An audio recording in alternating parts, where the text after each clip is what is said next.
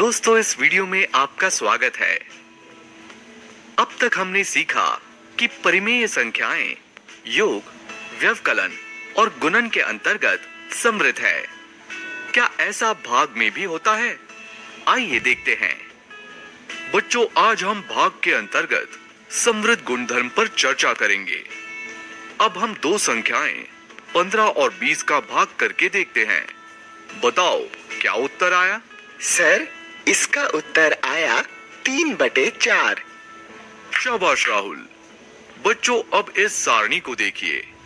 आप सब जानते हैं कि 15 और 20 एक प्राकृत संख्या, पूर्ण संख्या और पूर्णांक है। पर 3/4 ना तो प्राकृत संख्या है, ना तो पूर्ण संख्या है और ना ही पूर्णांक है। बच्चों, इस सारणी को देखते हुए क्या समझ में आ रहा है? सर, इस सारणी को देखने पर यह पता चलता है कि प्राकृत संख्याएं पूर्ण संख्याएं तथा पूर्णांक भाग के अंतर्गत समवृत नहीं है। शाबाश राहुल, तुमने सही जवाब दिया। पर क्या ऐसा परिमेय संख्याओं के साथ भी होगा? चलो देखते हैं। हम किसी दो परिमेय संख्याओं का भाग करते हैं, जैसे कि 2/7 का 5/4 से भाग करने पर क्या मिलेगा?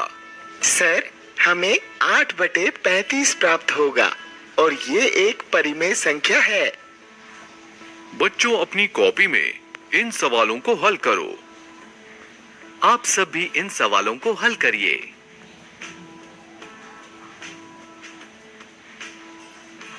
आशा करते हैं कि आपका उत्तर एक परिमेय संख्या आई होगी। बच्चों, इन उदाहरणों से आपको भाग के अंतर्गत समृद्ध गुणधर्म के विषय में क्या पता चला? सर, जब भी दो परिमेय संख्याओं का भाग हुआ, हमें उत्तर में हमेशा एक परिमेय संख्या ही मिली। इसीलिए हम ये कह सकते हैं कि परिमेय संख्याएं भाग के अंतर्गत समवृत हैं। नहीं मोहन, ऐसा नहीं है। मैं समझाता हूँ। बच्चों, अब बताओ कि क्या 0 एक परिमेय संख्या है? हाँ सर, क्योंकि 0 को हम P/Q के रूप में लिख सकते हैं, जहाँ की Q 0 के बराबर नहीं हो। Q कोई भी संख्या हो सकती है, जैसे कि 2। चलो किसी परिमेय संख्या को 0 से भाग करके देखते हैं, जैसे कि 2/0। क्या तब भी हमें एक परिमेय संख्या ही मिलेगी? 2/0 को हम 2/0 भी लिख सकते हैं, जो कि अपरिभाषित यानी नॉट डिफाइंड होता है। सही जवाब मोहन। इससे क्या पता चला?